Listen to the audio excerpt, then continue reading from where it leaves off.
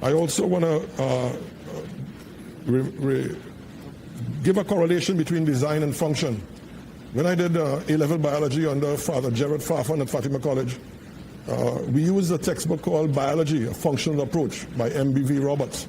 And we learned then that form and function should be one, that form follows function.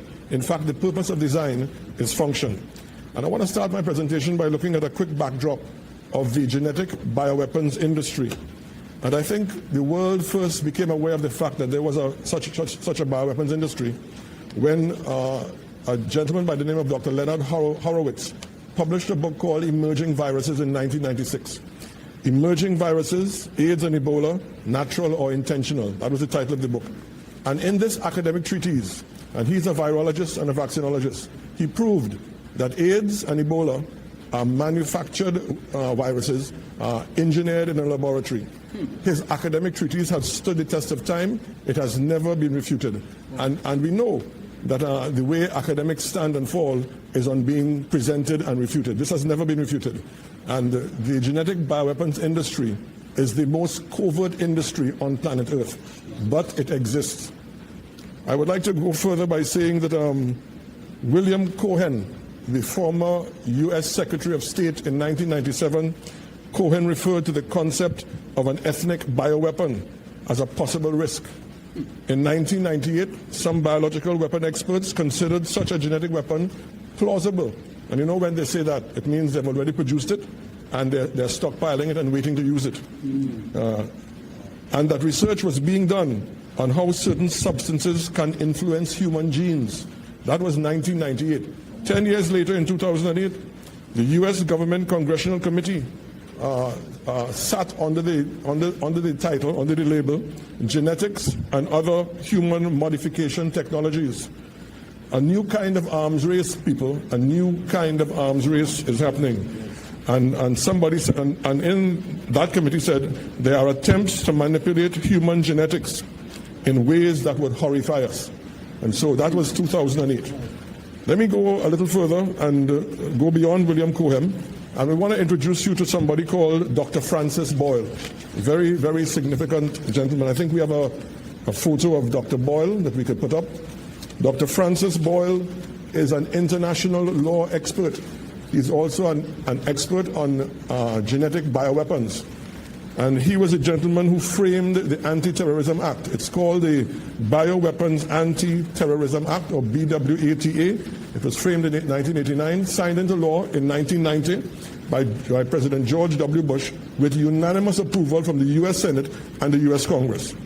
And so if there is a Genetic Bioweapons Anti-Terrorism Act, it means obviously there must be a genetic bioweapons industry. And I want you to know, people, that on this earth, 22 nations on planet Earth have what we call BSL-4 labs. A BSL-4 lab means Biosafety Level 4. Biosafety Level 4 is the highest level of biosafety. And in these labs, they make pathogens, deadly pathogens. I also want you to know that 16 nations on planet Earth stockpile genetic bioweapons. 16 nations stockpile. They have them in their armory. There's a new arms race going on. And I want to give you a quote from Dr. Francis Boyle. Dr. Francis Boyle, the framer of the Anti-Terrorism Act, says this, international law expert, bioweapons expert, SARS-CoV-2 is an offensive biological warfare agent made in a lab and engineered with gain-of-function properties. He said that in February 2020. I have quoted this in a documentary I did. It's on YouTube called Watchman What of the Night Part 1, where I spell this out very clearly. Wow. And he has come to the conclusion, and this is going to shock you. Amen. Put on your seatbelts, this is going to shock you. He has come to the conclusion that SARS-CoV-2 is a tripartite chimera. And it is composed of one, SARS, the original SARS, and he says SARS is already weaponized, and then that SARS virus was enhanced by gain-of-function properties, and step 3, they were all then genetically recombined with an HIV virus. That's the virus that causes AIDS. So a tripartite chimera. If you think I am kidding, I have some notes here that I can refer to. And I call them smoking gun 1, 2, and 3. Francis Boyle quoting from an article called Antiviral Research, February 10, 2020, written by 3 French scientists and 1 Canadian scientist from Montreal, said the Wuhan coronavirus genetic analysis may provide a gain of function to 2019 novel coronavirus. The Wuhan coronavirus genetic analysis may provide a gain of function to 2019 novel coronavirus for efficient spreading in human population compared to other beta coronaviruses. He says that is a smoking gun. It was genetically engineered for efficient spreading in human population. Wow. That's recorded. Gain of function, if you don't know what gain of function means, gain of function means genetically engineered to be more lethal, more virulent, more infectious, and to mutate or adapt more readily with slight increases in immune selection pressure from the population. It's also called accelerated viral evolution. And I saw Dr. Gill refer to that in his campaign about, and he used the colloquial parlance, just so. Viruses don't just so jump from animal to human. Smoking gun number 2, UNC. And that's the University of North Carolina. Don't be surprised. The University of North Carolina labs at Chapel Hill brought a team together to do an experiment. And part of the North Carolina University team was, they were joined by a gentleman from China called Dr. Zheng Lishi. Dr. Zheng Lishi. He was from the Wuhan Institute of Virology and the Chinese Academy of Sciences. And in fact, Wuhan gave a grant to the University of North Carolina so that scientists could be involved in this experiment. They imported SARS cells, SARS viruses from the Fort Detrick labs. And for those of you who know geopolitics and covert geopolitics, very necessary for any Bible prophecy teacher or any pastor in this day to know. Amen. The Fort Detrick labs are the US's main BSL-4 labs where they research, stockpile, and test genetic bioweapons. And so this team, given a grant by China, were working on increasing the pathogenicity of the SARS samples that they got from Fort Detrick. Smoking gun number 3. Research at the Australian Animal Health Lab was funded by the Chinese Ministry of Science and Technology, along with the other 2 I mentioned, the Wuhan Institute and the Academy of Sciences from China. And the experimental goal was to coalesce the initial weaponized SARS virus, enhance it with gain of function properties, and then coalesce it genetically to an HIV virus. Amen. Therefore forming the tripartite chimera. And so I'm listening to you where these experiments took place. Let me go a little further.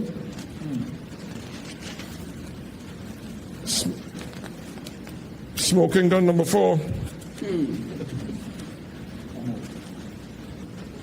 Indian scientists did an analysis on the SARS-CoV-2 virus, and they said they definitely found elements of the HIV virus in the genomic sequencing. So this was confirmed by a team from India. And let me mention to you that HIV is a retrovirus. Retroviruses use mRNA to inject their stuff into the cell. And when the mRNA is injected into the cell, there is something called retrointegration that takes place. And that means that the mRNA is converted back into DNA, and then it coalesces with the chromosomal DNA of the host. So retroviruses like HIV carry an enzyme called reverse transcriptase, which changes mRNA back into DNA so it can coalesce with the genes in your nucleus. This means that when they said it's an mRNA vaccine, and they said it will only go to the ribosomes and form proteins, that's not true. I mean, it will be reconverted to DNA and affect your human genome. Wow. So Francis Boyle says this: the most dangerous biological weapon ever released on the public is SARS-CoV-2. Wow. Now, let me go to smoking gun. Which number 5? Smoking gun 5? Smoking gun number 5. Fauci's emails. Wow. Fauci's emails say this. Well, first of all, we must note Fauci's vacillations. When he was called, recently he was called to testify to the U.S. Congressional Committee, and this is all on video record. He said, no, U.S. taxpayers did not fund the Wuhan laboratory. Then he said, yes, U.S. taxpayers did fund the laboratory, but it was a sub-grant. Then he said, we funded it, but there was no gain-of-function research. Then he said, we did fund it, there was gain-of-function research, but it was a sound scientific decision. Then he said, it would have been negligent not to fund it. So he kept vacillating back and forth, and I said, this is all on record. Let me go further to another one of Fauci's emails. This is from Dr. Christian Anderson, and I'm proving to you that SARS-CoV-2 is a genetic bioweapon. Dr. Christian Anderson, in an email, a secret email that was unearthed when Fauci's emails were exposed, he said the unusual features of the virus make up a really small part of the genome. So one has to look really closely at the sequence to see that some features look engineered. Wow. Smoking gun number 6. Further, this is the same guy, Dr. Christian Anderson, writing in an email to Dr. Fauci. Further, I should mention that after discussions with Eddie, Bob, and Mike, his fellow virologists, we all find the genome inconsistent with expectations from evolutionary evolutionary theory. This is what Dr. Gill was referring to. The way a virus normally evolves, this virus didn't look like that. So they found, number one, the virus looked engineered, and it looked inconsistent with evolutionary theory. Wow. So, beloved, this states very clearly that SARS-CoV-2 is a genetic bioweapon. And let's go to Charles Leiber. Charles Leiber is the head of biology and the head of chemical biology at Harvard University. He was. And this guy used to train graduate Chinese students. Yes, that's him up on the screen. Used to train graduate Chinese students in his lab. He's a microbiologist of the highest note, and he has received over $15 million in defense contracts from the United States government to do just that, create genetic bioweapons. Two of his students were arrested at the Logan International Airport in December 2019, smuggling 21 vials of sensitive biological material to Wuhan, China. Amen. Charles Leiber himself was arrested by the FBI on January 28, 2020 for espionage with China. He was their consultant and actually was a hands-on builder of the BSL-4 lab in Wuhan, China. China has one deluxe BSL-4 lab. It was built by Charles Leiber through his consultancy. He was paid $150 million to do that and had a salary of $50,000 US a month from China. Amen. And so it has become very clear that SARS-CoV-2 is not a Kung Fu virus or a Chinese virus, as some people say. It was due to Anglo-Asian complicity. Amen. Leiber's involvement actually goes much deeper than I mentioned, but that's not for this paper. I will skip at this point. I have talked extensively about vaccine types and mass vaccination at the time of a pandemic. But I'm just going to hit on one thing quickly before I go to my final point. Yes, I want you to understand that the vaccine types that are on the market, Pfizer, Moderna, AstraZeneca, and Johnson & Johnson, are all genetic vaccines. They are mRNA and viral vector vaccines that will affect your human genome. They are not normal. Amen. The normal vaccines that I got when I was a child and my children got when I was an adult, amen, are attenuated or inactivated virus vaccines. And these vaccines are new technology, never before been deployed on the human population. They are tools of gene therapy or Frankenstein technology, as some people call it, amen, a mystery concoction, amen, and they are not normal. Therefore, and I hear doctors on television conflating the two types of vaccines. They are tools of gene therapy. If SARS-CoV-2 is a bioweapon, then the code of the spike protein for SARS-CoV-2 injected into you, you're having a bioweapon injected into you.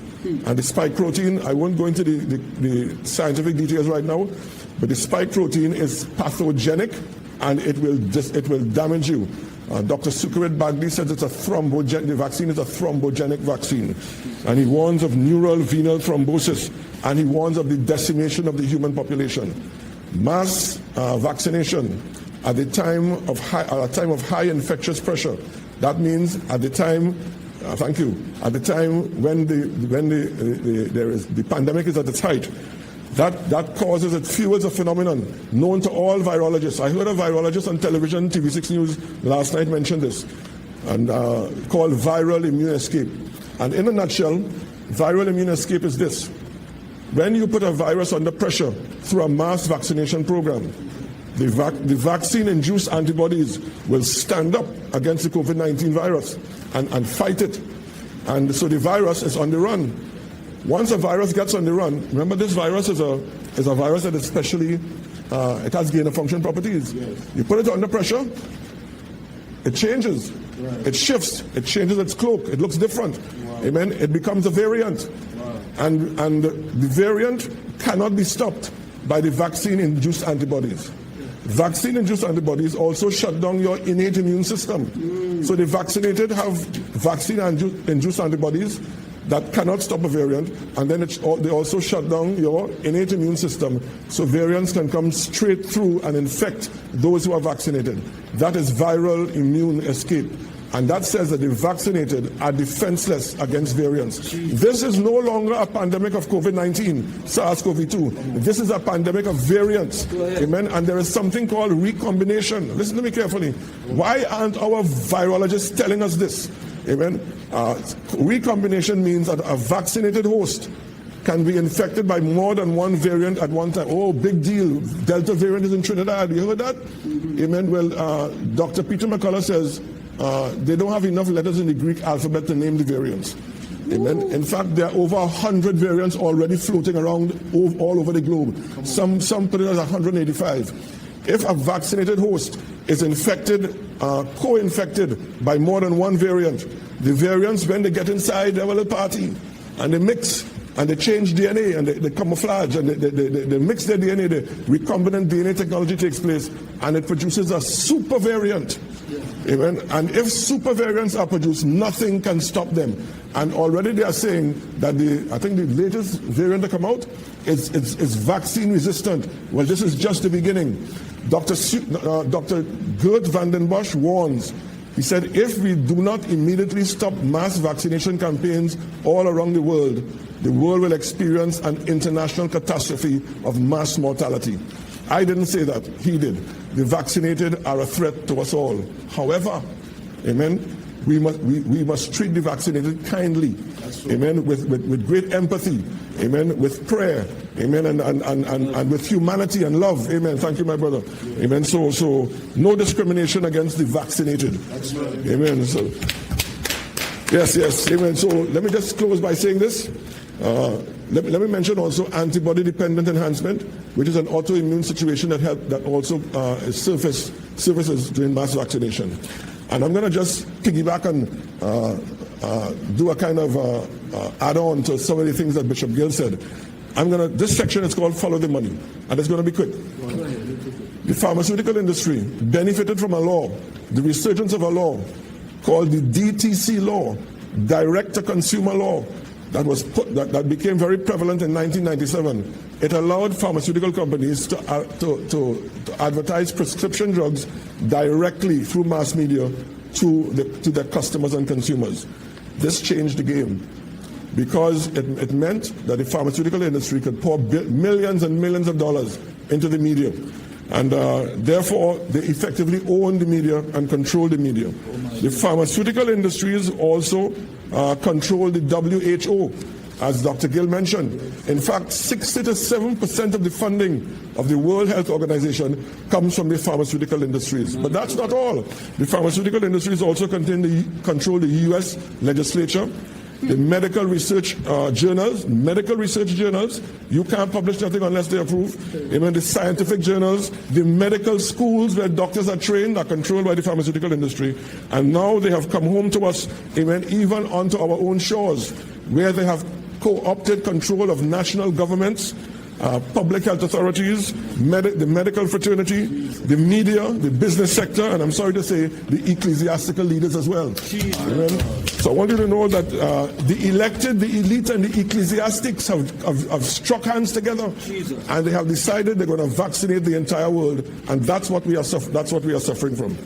Amen. So we, Trinidad and Tobago, we are not following the real science. This is the real science. Amen. And this real science is being suppressed and censored. Amen. We are effectively following the dictates of the pharmaceutical companies. Amen. In other words, we're not following the science, we're following the money. Amen. And I am shocked to see I see giants in the church world falling because they are, it is a funny thing for the state to control the medical apparatus of a nation. Wow. Yeah. If the state dictates to the medical apparatus what to do, if they dictate to the business owners what to do, if they dictate to the churches what to do, are we still in a democracy? Are we still in a democracy? Have we crossed the line? And this is my last submission. Let me close with this. This is the death graph. By the way, Francis Boyle calls BSL-4 labs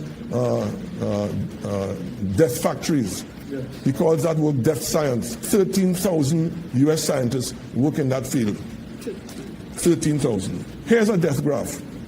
I want to use as my pivotal date, a date that the Prime Minister will remember very well. Tuesday, the 6th of April, 2021. That was the day on which Dr. Keith Christopher Rowley was supposed to be vaccinated, but he came down so sad with a COVID-19 infection. But April 6, 2021 is also the day that the public mass vaccination campaign in Trinidad and Tobago was implemented. It started. I want to use that as a central point. If I go back to March 2020, between March 2020 and April 6, 2021, 145 people died in Trinidad and Tobago. 145. Yes. And then, using April 6, 2021 again as a key point, from April 6, 2021 to August 13th, that's yesterday, because I only have figures up to yesterday, to August 13th, 2021, that's 4 months, 1,022 people have died. 1,022 people have died in 4 months, as opposed to 145 people. So when the public vaccination campaign started, a death spike began. And in a few months, 1,022 people died. 14% of people died before the vaccine. 86% of the people died after the vaccine. And Gerd van den Bosch, in his model, he predicts that this is what would happen. And it's happening in 90% of the countries all over the world. Amen. It means that the vaccines are causing the death spike. Let me say it again. The vaccines are causing the death spike. The vaccinated are the spike. Amen. Which is why our public health authorities cannot release the data and the statistics to show the deaths of the vaccinated. One doctor tried, and I haven't seen her since. On your screen, that graph, you see that spike at the end of the graph? Where I'm sitting on the right-hand side of the graph, it may be opposite for you. A spike, the bottom of that spike, the bottom of that hill is April 6th. April 6, 2021. From that point on, the spike just keeps going up. That graph has never been shown on a COVID briefing. What they do is they present segmented, compartmentalized graphs of different facets, but they never show you this. This is the master graph. This linear graph of deaths is the master graph. It's still rising, people, since the vaccination rollout. I close by saying this. Amen. Noah and his family resisted the whole world. Amen. In standing against the evil of their day. Come on. Amen. Daniel and Meshach, Shadrach, and Abednego. Amen. Stood against an empire and won. Come on, somebody. Esther changed the command of a king by her faith and her prayer. Amen. So I want to encourage all you Christians out there. Yes. You think you're fighting a Goliath? Amen. Well, David defeated Goliath. In my Bible, David defeated Goliath. Yes. Amen. Don't worry about the size of your opponent. Bother about the size of your God. Amen. God will prevail. Yes. I optimistically submit to you, prophetically submit to you, that this international house of cards will crumble. There's going to be an international scandal, and all those who were aiding and abetting it will find themselves in trouble.